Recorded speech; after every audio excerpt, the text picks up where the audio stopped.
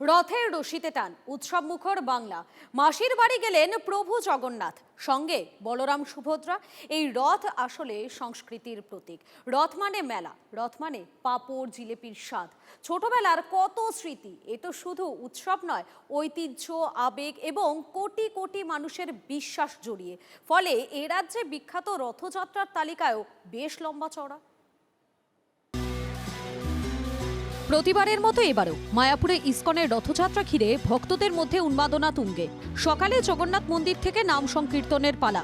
রথযাত্রা বেরোয় ধুমধাম করে। শোভাযাত্রা পৌঁছায় ইসকনের চন্দ্রোদয় মন্দিরে। এর আগে স্তোত্রপাঠ, দীপদান, প্রসাদ বিতরণ সহ নানান অনুষ্ঠানের আয়োজন ছিল।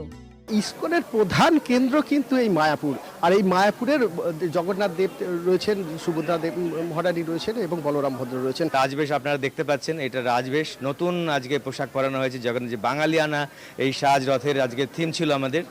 আর 7 বার পূজা হবে এবং 7 বার ভোগ এবং 56 ভোগ।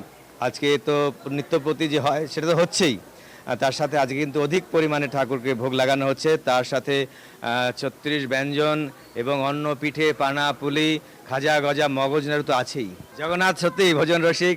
ওনার একটা নাম হচ্ছে গুটিকদর। আমাদের সনাতন পাদ বলছেন গুটিকদর মাং পাহি নানা ভোগ পুরন্দর।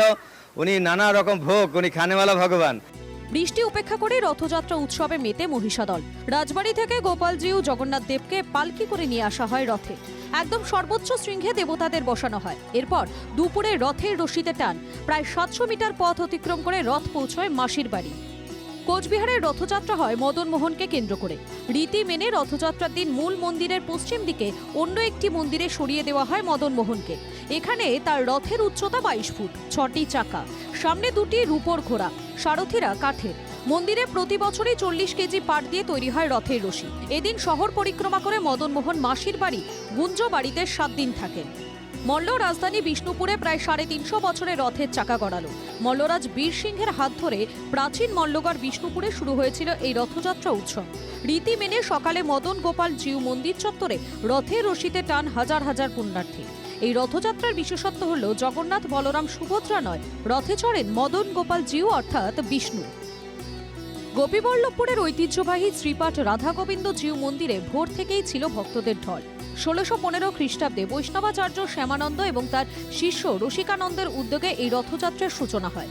শুধু এ রাজ্যের মানুষজন নন, ওড়িশা, ঝাড়খণ্ড থেকেও হাজার হাজার ভক্ত জমায়েত হয় এখানে। কীর্তন, নাম সংকীর্তন সহ নানান আচার অনুষ্ঠানের মধ্য দিয়ে উৎসব মুখর Gopiballavpur. Bureau report, TV9 Bangla.